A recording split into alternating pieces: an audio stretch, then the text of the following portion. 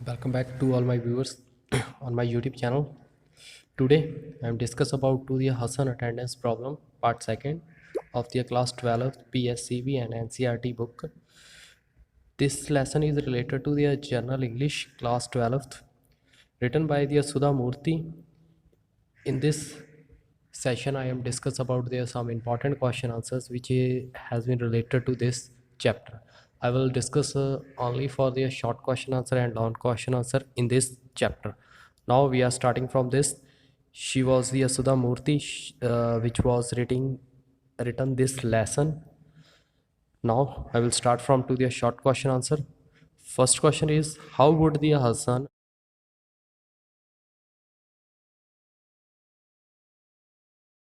apologize for his absence in the class? ਕਹਿੰਦੇ ਕਿਸ ਤਰੀਕੇ ਨਾਲ ਜਿਹੜਾ ਹਸਨ ਸੀਗਾ ਜਦੋਂ ਗੈਰ ਹਾਜ਼ਰ ਹੁੰਦਾ ਸੀ ਕਲਾਸ ਦੇ ਵਿੱਚ ਉਹਨੂੰ ਕਿਸ ਤਰੀਕੇ ਨਾਲ ਅਪੋਲੋਜਾਈਜ਼ ਕਰਦਾ ਸੀਗਾ। ਆਨਸਰ ਹੈ the Hasan was the rarely present in the ਨਰੇਟਰਸ class. ਵੀ ਜਿਹੜਾ ਹਸਨ ਸੀਗਾ ਉਹ ਲੇਖਕ ਦੀ ਕਲਾਸ ਦੇ ਵਿੱਚ ਬਹੁਤ ਘੱਟ ਹੀ ਆਉਂਦਾ ਸੀ। He used to come if there is the class test and during the examination. ਉਹ ਸਿਰਫ ਉਦੋਂ ਹੀ ਆਉਂਦਾ ਸੀ ਜਦੋਂ ਜ਼ਿਆਦਾ ਕਲਾਸ ਦੇ ਵਿੱਚ ਟੈਸਟ ਹੋਣ ਜਾਂ ਫਿਰ ਪੇਪਰ ਹੋਣ। The narrator bet him often for to the attendance shortage meetings। ਕਹਿੰਦੇ ਜਿਹੜੇ ਟੀਚਰ ਸੀਗਾ ਜਾਂ ਉਹਦਾ ਲੇਖਕ ਸੀਗੇ ਉਦੋਂ ਹੀ ਮਿਲਦੇ ਸੀ ਉਹਨੂੰ ਜਦੋਂ ਉਹਦੀ ਸ਼ਾਰਟੇਜ ਅਟੈਂਡੈਂਸ ਵਾਲੀ ਜਿਹੜੀ ਮੀਟਿੰਗ ਹੁੰਦੀ ਸੀ ਉੱਥੇ ਹੀ ਮਿਲਦੇ ਸੀ। He would beg for the attendance in the pitiful manners so it was difficult for the narrator to say no. ਉਹ ਕਹਿੰਦਾ ਹਮੇਸ਼ਾ ਆਪਣੀ ਅਟੈਂਡੈਂਸ ਦੇ ਲਈ ਇਸ ਤਰੀਕੇ ਨਾਲ ਭੀਖ ਮੰਗਦਾ ਸੀ ਵੀ ਲੇਖਕ ਜਿਹੜੇ ਸੀ ਉਹਨੂੰ ਨਾ ਨਹੀਂ ਕਰ ਸਕਦੇ ਸੀ। ਸਮਟਾਈਮਸ ਦੀ ਨਰੇਟਰਸ ਫੈਲਟ ਅਪਸੈਟ। ਕੁਛ ਕੁ ਟਾਈਮ ਜਿਹੜਾ ਹੁੰਦਾ ਸੀ ਜਿਹੜੇ ਲੇਖਕ ਸੀਗੇ ਉਹ ਬਹੁਤ ਜ਼ਿਆਦਾ ਉਦਾਸ ਹੋ ਜਾਂਦੇ ਸੀ। Then she told him that she could not to be give him attendance. ਕਹਿੰਦੇ ਉਹ ਤਾਂ ਕਰਕੇ ਉਹਨੂੰ ਗੁੱਸੇ ਵਿੱਚ ਕਹਿੰਦੇ ਸੀ ਭਾਈ ਮੈਂ ਅੱਜ ਤੈਨੂੰ ਅਟੈਂਡੈਂਸ ਨਹੀਂ ਦੇਣੀ।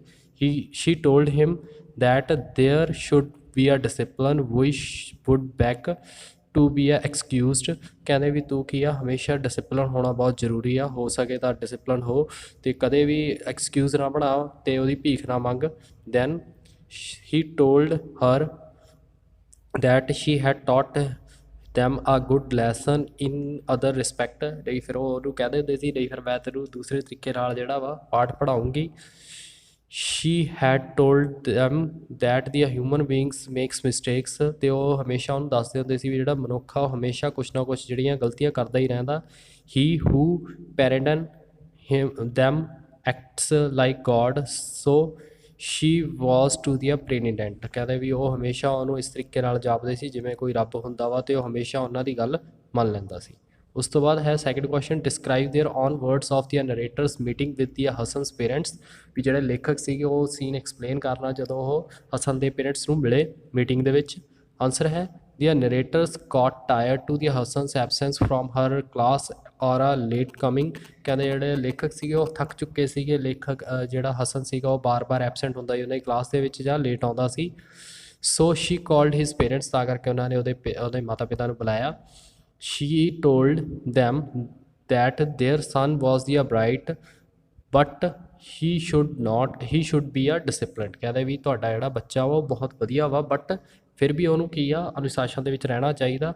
If he came to the class regularly and attended the lab he would got a position. ਕਹਿੰਦੇ ਉਹ ਉਹਨਾਂ ਨੂੰ ਦੱਸਦੇ ਆ ਵੀ ਜੇਕਰ ਉਹ ਕਲਾਸ ਦੇ ਵਿੱਚ ਰੈਗੂਲਰ ਬੇਸ ਦੇ ਉੱਤੇ ਆਵੇ ਅਤੇ ਲੈਬ ਪ੍ਰੋਪਰ ਅਟੈਂਡ ਕਰੇ ਤਾਂ ਉਹ ਕੀ ਆ ਕਲਾਸ ਦੇ ਵਿੱਚ ਪੋਜੀਸ਼ਨ ਦੇ ਵਿੱਚ ਆ ਸਕਦਾ ਵਾ। ਹਸਨਸ father did not take the ਨਰੇਟਰਸ words very seriously. Hasan ਦੇ ਪਿਤਾ ਨੇ ਜਿਹੜੇ ਲੇਖਕ ਦੇ ਕਹੇ ਸ਼ਬਦ ਸੀਗੇ ਉਹਨਾਂ ਨੂੰ ਚੰਗੀ ਤਰ੍ਹਾਂ ਸੀਰੀਅਸਲੀ ਨਹੀਂ ਲਿਆ। He told the narrator that the child did not listen to their parents. ਉਹ ਲੇਖਕ ਨੂੰ ਦੱਸਦੇ ਆ ਵੀ ਕੀ ਆ ਕੁਛ ਬੱਚੇ ਇਹੋ ਜਿਹੇ ਜਿਹੜੇ ਕਿ ਆਪਣੇ ਮਾਤਾ ਪਿਤਾ ਦੀ ਗੱਲ ਨਹੀਂ ਸੁਣਦੇ। ਦੇ ਲਰਨ ਫਰੋਮ ਦੇਅਰ ਲਾਈਫ। ਉਹ ਸਿਰਫ ਆਪਣੀ ਜ਼ਿੰਦਗੀ ਤੋਂ ਹੀ ਸਿੱਖ ਸਕਦੇ ਆ। Hasan's mother told the narrator that the Hasan did not listen to her. ਅਤੇ ਹਸਨ ਦੀ ਮੰਮਾ ਵੀ ਦੱਸਦੇ ਆ ਵੀ ਲੇਖਕ ਨੂੰ ਵੀ ਹਸਨ ਜਿਹੜਾ ਵਾ ਉਹਦੀ ਵੀ ਨਹੀਂ ਗੱਲ ਸੁਣਦਾ।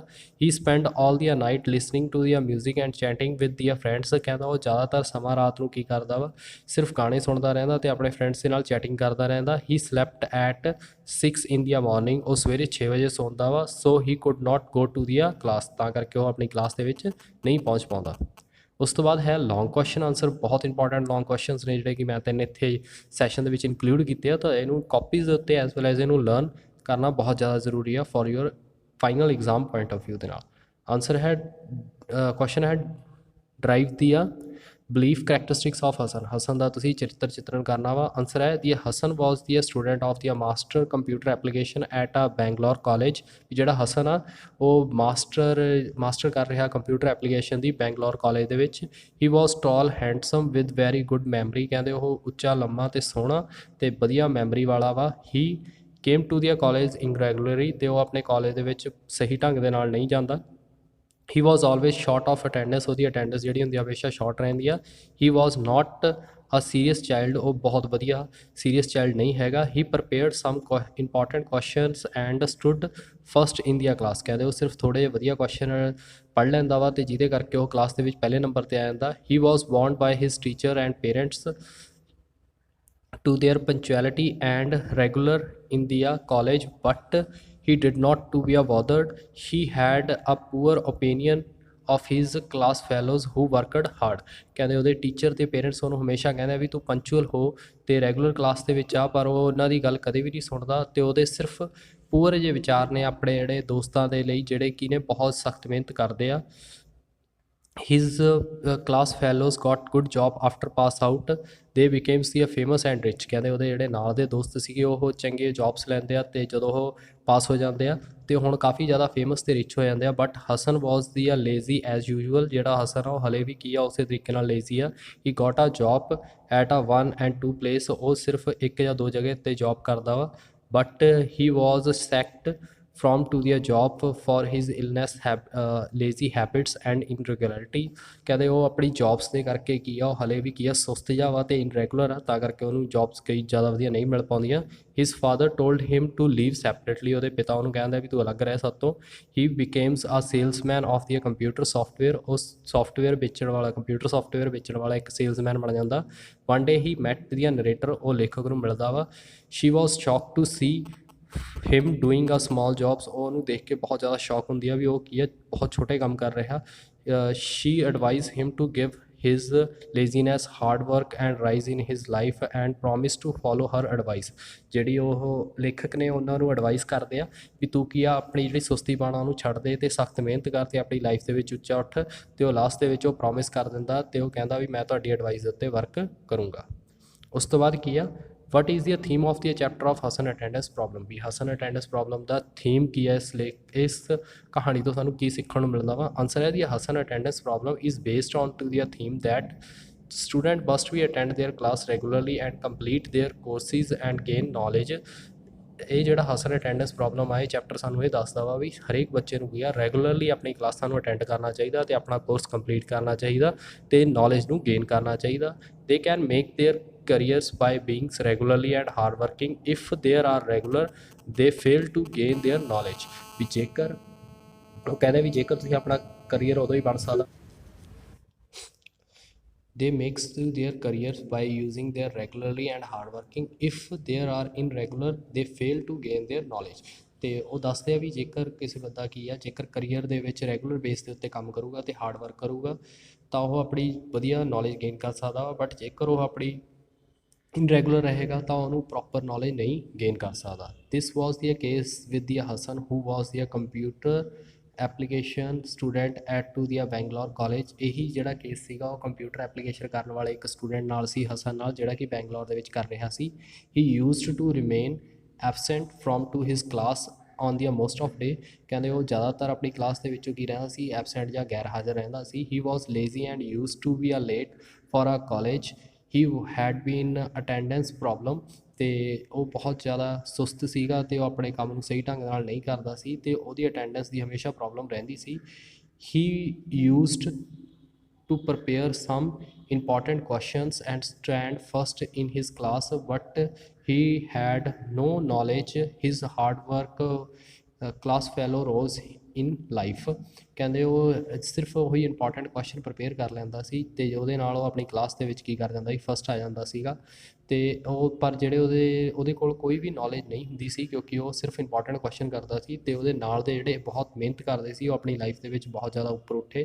ਦੇ ਬਿਕੇਮਸ ਦੀ ਰਿਚ ਐਂਡ ਫੇਮਸ, ਉਹ ਬਹੁਤ ਜ਼ਿਆਦਾ ਅਮੀਰ ਤੇ ਫੇਮਸ ਹੋ ਚੁੱਕੇ ਨੇ। ਹਸਨ ਵਾਜ਼ ਡਿਸਲਾਈਕਡ ਬਾਈ ਹਿਜ਼ ਪੇਰੈਂਟਸ, ਉਹਦੇ ਪੇਰੈਂਟਸ ਜਿਹੜੇ ਨੇ ਉਹਨੂੰ ਬਹੁਤ ਜ਼ਿਆਦਾ ਡਿਸਲਾਈਕ ਕਰਦੇ ਆ, ਉਹਨੂੰ ਵਧੀਆ ਨਹੀਂ ਲੱਗਦਾ। His employers did not like his laziness and irresponsibility, responsible behaviour ਤੇ ਉਹਦੇ ਜਿਹੜੇ ਮਾਲਕ ਨੇ ਜਾਂ EMPLOYER ਨੇ ਉਹ ਵੀ ਉਹਦੀ ਸੁਸਤੀਪਣ ਨੂੰ ਜ਼ਿਆਦਾ ਵਧੀਆ ਨਹੀਂ ਸਮਝਦੇ ਤੇ ਉਹਦੀ ਇਨਰਿਸਪੋਂਸਿਬਿਲਿਟੀ ਜਿਹੜਾ ਬਿਹੇਵੀਅਰ ਆ ਉਹ ਵੀ ਉਹਨਾਂ ਨੂੰ ਵਧੀਆ ਲੱਗਦਾ।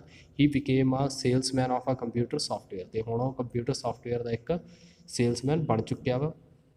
ਹੀ ਮੈਟ ਹਿਜ਼ ਕਲਾਸ ਟੀਚਰ ਲੌਂਗ ਆਫਟਰ ਫਿਨਿਸ਼ਿੰਗ ਹਿਜ਼ ਕੋਰਸ, ਕਾਫੀ ਸਮੇਂ ਬਾਅਦ ਉਹ ਆਪਣੇ ਟੀਚਰ ਨੂੰ ਮਿਲਦਾ ਵਾ ਜਦੋਂ ਉਹਨੇ ਕੋਰਸ ਖਤਮ ਕਰ ਦਿੱਤਾ ਸੀ। ਹੀ ਫੈਲਟ ਸ਼ੇਮਡ ਐਂਡ ਡਿਸਪੋਇੰਟਡ, ਹੁਣ ਉਹ ਬਹੁਤ ਜ਼ਿਆਦਾ ਸ਼ਰਮਿੰਦਾ ਮਹਿਸੂਸ ਕਰ ਰਿਹਾ ਵਾ ਉਹਨਾਂ ਨੂੰ ਮਿਲ ਕੇ। He know that he was responsible for his misfortunes, ਉਹ ਜਾਣਦਾ ਵਾ ਵੀ ਉਹਦੀਆਂ ਸਾਰੀਆਂ ਗਲਤੀਆਂ ਦਾ ਰਿਸਪੋਂਸੀਬਿਲਿਟੀ ਜਿਹੜੀ ਆ ਉਹਦੀ ਉਹ ਆ। He felt that he would not able to get relate to his bad habits, ਕਹਿੰਦੇ ਉਹ ਕਦੇ ਵੀ ਉਹ ਇਸ ਚੀਜ਼ਾਂ ਜੇਕਰ ਉਹ ਇਸੇ ਤਰੀਕੇ ਨਾਲ ਗਲਤ ਚੀਜ਼ਾਂ ਕਰਦਾ ਰਹੇਗਾ ਤਾਂ ਉਹ ਕਦੇ ਵੀ ਆਪਣੀ ਲਾਈਫ ਦੇ ਵਿੱਚ ਸਕਸੈਸਫੁਲ ਨਹੀਂ ਹੋ ਸਕਦਾ। His teacher advise him that he had ਵੀ ਪੋਟੈਂਸ਼ੀਅਲ ਟੂ ਇੰਪਰੂਵ, ਉਹਦਾ ਟੀਚਰ ਉਹਨੂੰ ਦੱਸਦਾ ਵੀ ਤੇਰੇ ਵਿੱਚ ਉਹ ਸ਼ਮਤਾ ਹੈਗੀ ਆ ਵੀ ਤੂੰ ਆਪਣੇ ਆਪ ਨੂੰ ਠੀਕ ਕਰ ਸਕਦਾ ਵਾ। He could change his habits and rose in life, ਕਹਿੰਦੇ ਉਹ ਆਪਣੀ ਲਾਈਫ ਨੂੰ ਜੇਕਰ ਉਹ ਆਪਣੀ ਹੈਬਿਟ ਨੂੰ ਚੇਂਜ ਕਰੇ ਤਾਂ ਆਪਣੀ ਲਾਈਫ ਦੇ ਵਿੱਚ ਵੀ ਉੱਪਰ ਉੱਠ ਸਕਦਾ। ਥਰਡ ਕੁਐਸਚਨ ਆ ਡਰਾ ਦੀਆਂ ਕਰੈਕਟਰਿਸਟਿਕਸ ਆਫ ਦੀਆਂ ਨਰੇਟਰ, ਲੇਖਕ ਦਾ ਜਿਹੜਾ ਕਰੈਕਟਰਿਸਟਿਕਸ ਆ ਉਹ ਤੁਸੀਂ ਦੱਸਣਾ ਵਾ। ਆਨਸਰ ਹੈ ਦੀਆਂ Mrs Sudha Murthy is a narrator of this lesson, ਜਿਹੜੀ ਸੁਧਾ ਮੂਰਤੀ ਜੀ ਨੇ ਉਹ ਇਸ ਲੈਸਨ ਦੇ ਕੀ ਨੇ, ਲੇਖਕ ਨੇ। She is the computer science teacher at to ਦੀਆਂ ਬੈਂਗਲੌਰ ਕਾਲਜ, ਉਹ ਕੀ ਨੇ ਕੰਪਿਊਟਰ ਸਾਇੰਸ ਦੇ ਟੀਚਰ ਨੇ ਬੈਂਗਲੌਰ ਕਾਲਜ ਦੇ ਵਿੱਚ। As a teacher she was very kind hearted, as a teacher ਉਹ ਬਹੁਤ ਜ਼ਿਆਦਾ ਦਿਆਲੂ ਔਰਤ ਨੇ। Hasan used to be a late for a class, Hasan ਜਿਹੜਾ ਸੀ ਉਹ ਹਮੇਸ਼ਾ ਆਪਣੀ ਕਲਾਸ ਦੇ ਵਿੱਚ ਲੇਟ ਆਉਂਦਾ ਸੀ। ਹੀ ਵਾਜ਼ ਆਫਨ ਐਬਸੈਂਟ, ਤੇ ਉਹ ਹਮੇਸ਼ਾ ਗੈਰ ਹਾਜ਼ਰੀ ਰਹਿੰਦਾ ਸੀ। He use to run short of attendance, ਉਹ ਹਮੇਸ਼ਾ ਜਿਹੜੀ ਸੀ ਉਹਦੀ ਅਟੈਂਡੈਂਸ ਸ਼ਾਰਟ ਹੀ ਰਹਿੰਦੀ ਸੀ। He could have been detain for the final exam of the shortage of the attendance, ਉਹਨੂੰ ਹਮੇਸ਼ਾ ਉਹਦੇ ਐਗਜ਼ਾਮ ਦੇ ਵਿੱਚੋਂ ਡਿਟੇਨ ਕੀਤਾ ਜਾਂਦਾ ਸੀਗਾ ਤਾਂ ਕਿ ਉਹਦੀ, ਕਿਉਂਕਿ ਉਹਦੀ ਹਮੇਸ਼ਾ ਜਿਹੜੀ ਸੀਗੀ ਸ਼ਾਰਟ ਅਟੈਂਡੈਂਸ ਸੀ। But narrator did not like to do this, ਤੇ ਜਿਹੜੇ ਲੇਖਕ ਸੀ ਉਹ ਚਾਹੁੰਦੇ ਸੀ ਉਹ ਇਸ ਤਰੀਕੇ ਨਾਲ ਨਾ ਕਰੇ।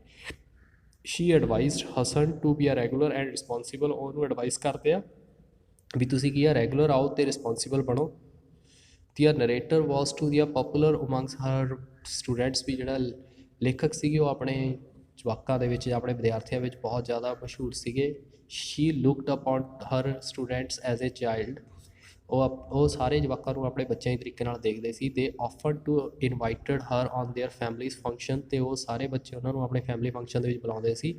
One day the Hasan came, ਉੱਥੇ ਇੱਕ ਦਿਨ ਕੀ ਹੋਇਆ ਹਸਨ ਉਹਨਾਂ ਕੋਲ ਆਇਆ। To see her as he had become to the salesman of a computer software, ਅਤੇ ਉਹ ਜਦੋਂ ਉਹ ਦੇਖਦੇ ਆ ਉਹਨੂੰ ਵੀ ਉਹ ਕੀ ਆ ਸੇਲਸਮੈਨ ਬਣ ਚੁੱਕਿਆ ਵਾ ਕੰਪਿਊਟਰ ਸੋਫਟਵੇਅਰ ਵੇਚਣ ਵਾਲਾ।